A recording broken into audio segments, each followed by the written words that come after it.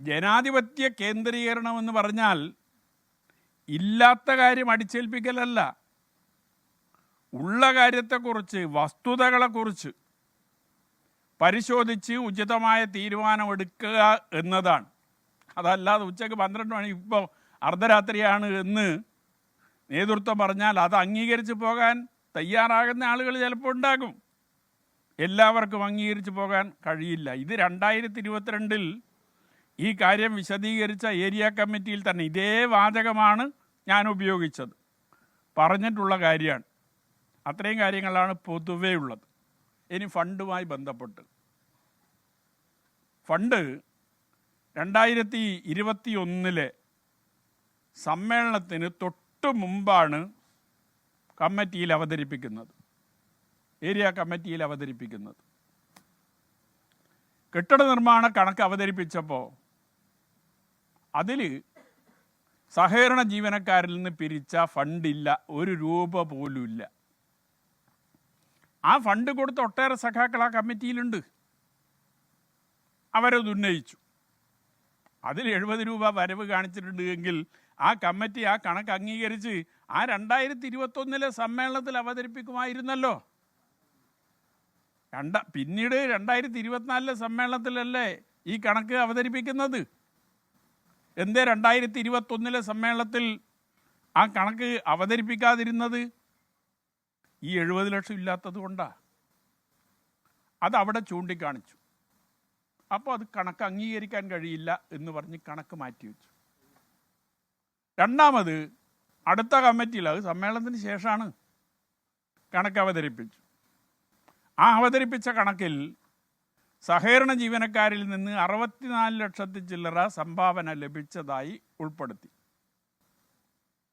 ഞാൻ പറഞ്ഞു 64 ലക്ഷത്തിൽ ചില്ലറയല്ല, 70 ലക്ഷമുണ്ട്. 70.5 ലക്ഷത്തോളം വരും. അപ്പോൾ തർക്കായി. അക്കൗണ്ടിൽ ഇത്രയേ ഉള്ളൂ. ഈ അക്കൗണ്ടിലുള്ളത് നേരത്തെ ഇല്ലേ? ഒന്നാം വട്ട കണക്ക് അവതരിപ്പിക്കുമ്പോൾ തന്നെ അക്കൗണ്ടിൽ ഈ പണം ഉണ്ടല്ലോ, വന്നിരുന്നല്ലോ. പണം അവിടെ ഇല്ല, അത് ചെലവഴിച്ചിട്ടുണ്ട്. അപ്പോൾ ഈ 2021 സമ്മേളനത്തിന് മുമ്പ് കമ്മിറ്റിയിൽ കണക്ക് അവതരിപ്പിക്കുമ്പോൾ തന്നെ ഈ പണം അക്കൗണ്ടിൽ വന്നിട്ടുണ്ട്. പിന്നെന്താ വരാതിരുന്നത്? അപ്പോൾ എന്താ വിഷയം? 2 ബാങ്കിൽ നിന്ന് പിരിച്ച പണം അക്കൗണ്ടിലില്ല. ബാങ്കിൻ്റെ പേര് തന്നെ പറയാം. ഒന്ന് കുന്നരു സർവീസ് സഹകരണ ബാങ്കിൽ നിന്ന് പിരിച്ച ഫണ്ട്, 2 പെരളം സർവീസ് സഹകരണ ബാങ്കിൽ നിന്ന് പിരിച്ച ഫണ്ട്. ഇത് രണ്ടും അക്കൗണ്ടിൽ അടച്ചിട്ടില്ല. അന്ന് ഏരിയ സെക്രട്ടറി TI മധുസൂദനാണ്. TI മധുസൂദൻ്റെ പേര് കുറേ തവണ രാജേഷ് പറഞ്ഞുവല്ലോ.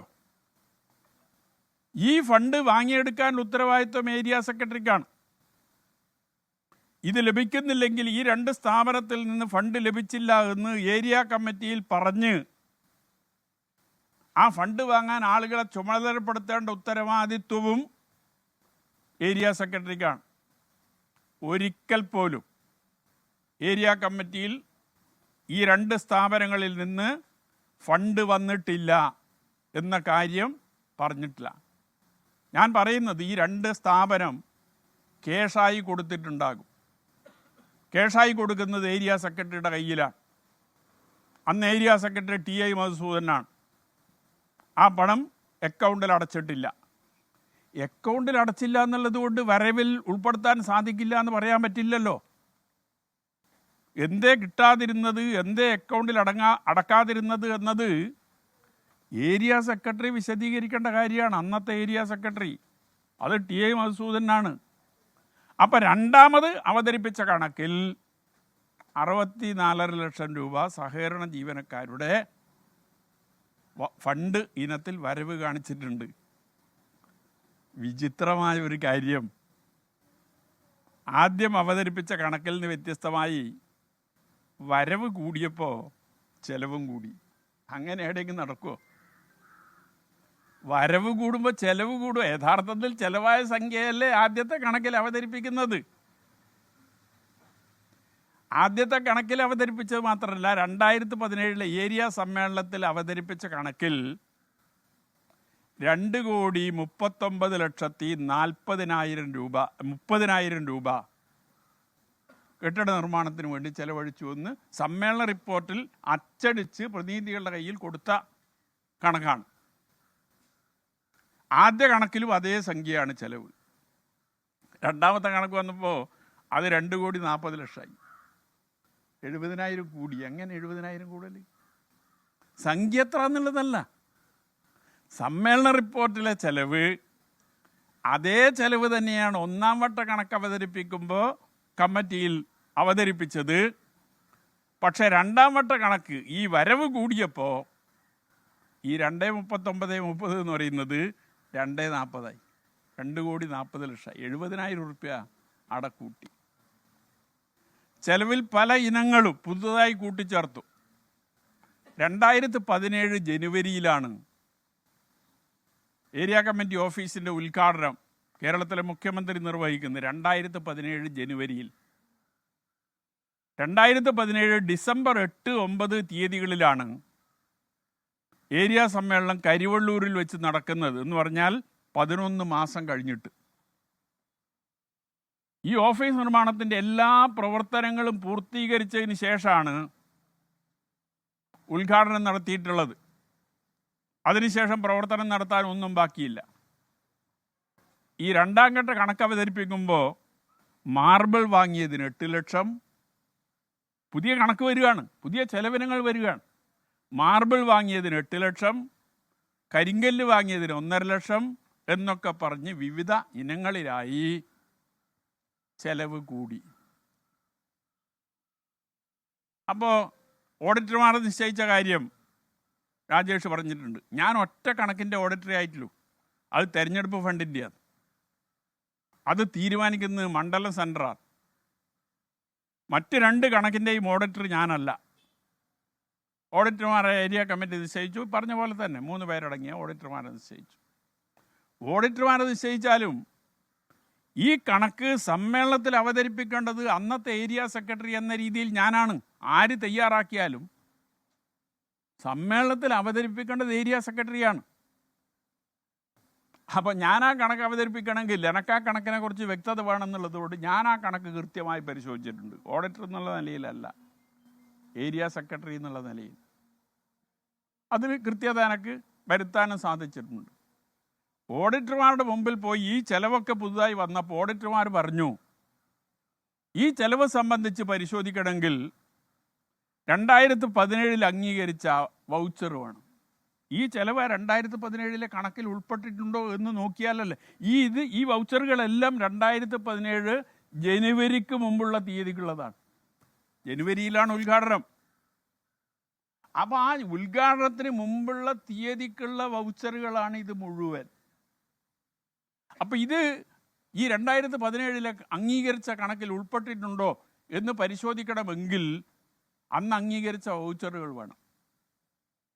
അപ്പോൾ ഇത് കണക്ക് അവതരിപ്പിച്ച ടി വിശ്വനാഥൻ രേഖാമൂലം എഴുതി കൊടുത്തു.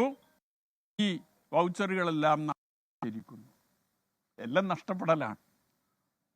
ആ എഴുതി കൊടുത്ത കടലാസ് കൃത്യമായി ഉണ്ട്, എവിടെ വേണമെങ്കിലും ഹാജരാക്കാൻ ഉണ്ട്. അപ്പോൾ എല്ലാ വൗച്ചറും നഷ്ടപ്പെട്ടിരിക്കുന്നു. 2017 അവതരിപ്പിച്ച കണക്കിൽ എല്ലാ വൗച്ചറും നഷ്ടപ്പെട്ടിരിക്കുന്നു. അപ്പോൾ ഈ കണക്ക് ഇപ്പോൾ പുതുതായി കൂട്ടിച്ചേർത്ത ഇനങ്ങൾ 2017 കണക്കിൽ ഉൾപ്പെട്ടിട്ടുണ്ടോ ഇല്ലയോ എന്ന് ആർക്ക് പറയാൻ പറ്റും? അന്ന് അവതരിപ്പിച്ച കണക്കിൽ ഉൾപ്പെട്ട വൗച്ചറുകളിൽ നിന്ന് ചില വൗച്ചറുകൾ എടുത്ത് പുതുതായ കണക്ക് തയ്യാറാക്കിയാൽ ആർക്കാണത് മനസ്സിലാക്കാൻ സാധിക്കുക? ഞാൻ എൻ്റെ പുസ്തകത്തിൽ പറഞ്ഞത് ഏരിയ കമ്മിറ്റി യോഗത്തിൽ ഒരു നാടകം കളിക്കുകയാണ് ഇത്. ഏരിയ കമ്മിറ്റി മെമ്പർമാരെ പൊട്ടന്മാരാക്കാനുള്ള സമീപനമാണ് ഈ കണക്കവതരണത്തിലൂടെ ഉണ്ടായത് എന്നതാണ്. ഇനി ധനരാജ് ഫണ്ടിൽ നിന്ന് 35 ലക്ഷം വകമാറ്റി എന്നിവർ പറഞ്ഞിട്ടുണ്ട്. ആദ്യം അവതരിപ്പിച്ച കണക്കിൽ ഈ സഹകരണ ജീവനക്കാരുടെ വരവ് ഉൾപ്പെടുത്താതെ 42,000 റുപ്യ കടം വരുന്ന കണക്കാണ് കെട്ടിട നിർമ്മാണത്തിൻ്റെ. ആകെ 42,000. ആ കടം ഇല്ലാതെ ആ കണക്ക് അവതരിപ്പിക്കുക. എന്തുകൊണ്ടെന്ന് പറഞ്ഞാൽ SB അക്കൗണ്ടിലുള്ള പണത്തിന് 84,000 റുപ്യ പലിശ വന്നിട്ടുണ്ട്. ആ 84,000 റുപ്യ വരവിൽ കാണിച്ചാൽ 42,000 റുപ്യ കടം വരേണ്ട കാര്യമില്ല. 84,000 വരവ് വന്നാൽ 42,000 മിച്ചം വരുന്ന കണക്ക് അവതരിപ്പിക്കാം. പക്ഷെ അവതരിപ്പിച്ചത് ഈ 84,000 വരവിൽ വന്നില്ല, 42,000 കടം. 35 ലക്ഷം ധനരാജ് ഫണ്ടിൽ നിന്ന് വകമാറ്റിയ ശേഷം ഇവർ പറയുന്ന 64 ലക്ഷം തന്നെ കണക്കാക്കാം. എൻ്റെ കണക്ക് 70 ലക്ഷത്തിൽ മേലെയാണ്. ഈ 64 ലക്ഷം വരവിൽ ഉൾപ്പെട്ടാൽ പിന്നെന്തിനാ 35 ലക്ഷം ധനരാജ് ഫണ്ടിൽ നിന്ന് വാങ്ങുന്നത്? ഇവിടെ പണമില്ലാത്തത് കൊണ്ടല്ലേ ധനരാജ് ഫണ്ടിൽ നിന്ന് വാങ്ങി എന്ന് പറയുന്നത്. ഇവിടെ ഈ 64 ലക്ഷം വരവിൽ ഉൾപ്പെടുത്തിയാൽ പിന്നെ 35 ലക്ഷം ധനരാജ് ഫണ്ടിൽ നിന്ന് വാങ്ങേണ്ട കാര്യം എന്താ? വാങ്ങേണ്ട കാര്യമില്ല. അപ്പോൾ പിന്നെയും ധനരാജ് ഫണ്ടിൽ നിന്ന് 35 ലക്ഷം വാങ്ങി എന്നുള്ളത് തന്നെയാണ് കണക്ക്. കാരണം ഇതിനനുസരിച്ച് വരവ് കൂടിയപ്പോൾ ചെലവ് കൂട്ടുന്ന ഒരു അവസ്ഥ.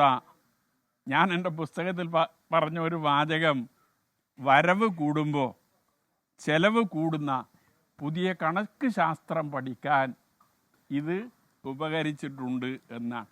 കാരണം കണക്കൊന്നും കൂട്ടിയ രണ്ടല്ലേ, അത് പിന്നെ മാറൂലല്ലോ.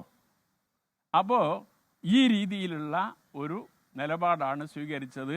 കെ രാഗേഷ് ആകെ ഇതിൽ വിശദീകരിച്ചത് ഈ 70 ലക്ഷത്തിൻ്റെ വരവ് കണക്കിൽ ഉൾപ്പെടുത്തിയിട്ടുണ്ട് എന്നാണ്. 70 ലക്ഷത്തിൻ്റെ കണക്ക് ഇന്നേ വരെ ഉൾപ്പെടുത്തിയിട്ടില്ല.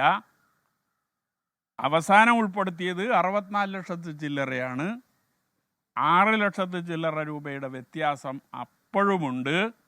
അപ്പോൾ ഒന്നാം വട്ട കണക്കിൽ അത് ഉൾപ്പെടുത്തിയിട്ടില്ല. അതുകൊണ്ടാണ് ഏരിയ കമ്മിറ്റി ആ കണക്ക് അംഗീകരിക്കാതിരുന്നത്. പിന്നീടാണ് ഇത് ഉൾപ്പെടുത്തിയത് എന്നതാണ് അതുമായി ബന്ധപ്പെട്ടു. എന്നിട്ടും ഇല്ലാത്ത ചെലവുകൾ കൂട്ടിച്ചേർത്തുകൊണ്ട് പെരുപ്പിച്ച് കാണിച്ച് ഈ കണക്ക് അവതരിപ്പിക്കുന്ന രീതിയാണ് ഉണ്ടായത്. ഓഡിറ്റർമാർ ഈ കാര്യങ്ങളെല്ലാം ചൂണ്ടിക്കാണിച്ചിട്ടുണ്ട്. ഈ പുതിയ വൗച്ചറുകൾ ഇത് അംഗീകരിക്കണമെങ്കിൽ പഴയ വൗച്ചറുകൾ കണ്ടേ തീരൂ എന്ന് പറഞ്ഞിട്ടുണ്ട്. അതിനാണ് നഷ്ടപ്പെട്ടു പോയി എന്ന് കണക്ക് അവതരിപ്പിച്ച ആൾ എഴുതി കൊടുത്തത്. നഷ്ടപ്പെട്ടു പോയാൽ പിന്നെ എങ്ങനെ അംഗീകരിക്കുക? അല്ല, ഇത് പരിശോധിക്കാൻ സാധിക്കൂ? പിന്നെ ഇവർ കൊടുക്കുന്ന സാധനം അതുപോലെ അംഗീകരിക്കാൻ കഴിയുമോ? അതുകൊണ്ട് ഏരിയ കമ്മിറ്റി ആ കണക്കും അംഗീകരിച്ചില്ല. രണ്ടാമത് അവതരിപ്പിച്ച കണക്കും ഏരിയ കമ്മിറ്റി അംഗീകരിച്ചില്ല. പിന്നീട് ജില്ലാ കമ്മിറ്റി ഒരു കൊട്ടക്കണക്ക് അവതരിപ്പിക്കുകയാണ് ഇത്. അതാണ് കെട്ടിട നിർമ്മാണവുമായി ബന്ധപ്പെട്ടുകൊണ്ട് ഉള്ളത്. ധനരാജ് ഫണ്ടുമായി ബന്ധപ്പെട്ടുകൊണ്ട് കൃത്യമായ കണക്ക് പറയാൻ ജില്ലാ സെക്രട്ടറി സന്നദ്ധമായിട്ടില്ല. അപ്പോൾ അതുകൊണ്ട് അതിൽ വീണ്ടും അത് പറയണം എന്നുദ്ദേശിക്കുന്നില്ല. ഏതായാലും ഒരു കാര്യം പറയാം, ഈ കെട്ടിട നിർമ്മാണ ഫണ്ടും ധനരാജ് ഫണ്ടും രണ്ടും കൂടി ചേർത്ത് 51 ലക്ഷം രൂപ പാർട്ടിക്ക് നഷ്ടപ്പെട്ടിട്ടുണ്ട് എന്ന് മാത്രമല്ല, ജില്ലാ കമ്മിറ്റിയുടെ കണക്ക് പ്രകാരം 40 ലക്ഷം രൂപ ധനരാജ് ഫണ്ടിൽ നിന്ന് കെട്ടിട നിർമ്മാണത്തിന് വേണ്ടി വകമാറ്റിയിട്ടുണ്ട്. ആ 40 ലക്ഷം ഏരിയ കമ്മിറ്റി ഫണ്ട് കണ്ടെത്തി തിരിച്ചു കൊടുക്കണം എന്നതാണ് ജില്ലാ കമ്മിറ്റിയുടെ റിപ്പോർട്ട്. ഈ കെട്ടിട നിർമ്മാണ കമ്മിറ്റി തന്നെ പറഞ്ഞത്, രണ്ട് കണക്കിലും പറഞ്ഞത് ഞങ്ങൾ 35 ലക്ഷമേ വാങ്ങിയിട്ടുള്ളൂ. കെട്ടിട നിർമ്മാണത്തിന് വേണ്ടി വകമാറ്റിയത് 35 ലക്ഷമാണ്. പക്ഷേ ജില്ലാ കമ്മിറ്റി പറയുന്നു 40 ലക്ഷം വകമാറ്റി. ഏതർത്ഥത്തിലാണെന്ന് നമുക്കറിയില്ല. അപ്പോൾ 51 ലക്ഷം യഥാർത്ഥത്തിൽ കൈവശം ഉണ്ടാകേണ്ടതും ഈ തിരിച്ചു കൊടുക്കേണ്ടുന്ന 40 ലക്ഷവും കൂടി 91 ലക്ഷം രൂപ ഈ രണ്ട് ഫണ്ടിനത്തിൽ പാർട്ടിക്ക് നഷ്ടപ്പെട്ടിട്ടുണ്ട് എന്നതാണ് ഞാൻ കൃത്യമായി കണക്ക് പരിശോധിച്ചതിൻ്റെ അടിസ്ഥാനത്തിൽ വ്യക്തമാക്കിയിട്ടുള്ളത്. ഇത് പാർട്ടിയുടെ മുമ്പിലെല്ലാം പറഞ്ഞിട്ടുള്ള ഒരു കാര്യമാണ്. പക്ഷേ കമ്മീഷനെ കുറിച്ചൊക്കെ രാകേഷ് പറഞ്ഞു. കമ്മീഷൻ്റെ അനുഭവം എന്താണെന്ന് ഞാൻ നേരത്തെ സൂചിപ്പിച്ചിട്ടുണ്ട്. കുറ്റം ചെയ്ത ഒരാളെ കുറ്റവിമുക്തനാക്കണമെങ്കിൽ ഒരു കമ്മീഷനെ വെച്ചാൽ മതി. വളരെ കൃത്യമായി റിപ്പോർട്ട് കൊടുത്ത് അയാളെ കുറ്റവിമുക്തനാക്കും. അതാണ് ഇതിൽ ഉണ്ടായിട്ടുള്ളത്. കുറ്റം ചെയ്യാത്ത ഒരാളെ കുറ്റക്കാരനാക്കണമെങ്കിൽ അതിനും ഒരു കമ്മീഷനെ വെച്ചാൽ മതി. അതാണ് രണ്ടാമത്തെ കമ്മീഷനുമായി ബന്ധപ്പെട്ടുകൊണ്ട് ഉണ്ടായത്. ലോകത്തെവിടെയായാലും ഏത് സമയത്തും 24 വാർത്തകളും ഓഗ്മെന്റഡ് റിയാലിറ്റി പാക്കേജുകളും എക്സ്പ്ലെയിനറുകളും വിശദമായി കാണാൻ ഞങ്ങളുടെ യൂട്യൂബ് ചാനൽ നിങ്ങൾക്ക് സബ്സ്ക്രൈബ് ചെയ്യാം.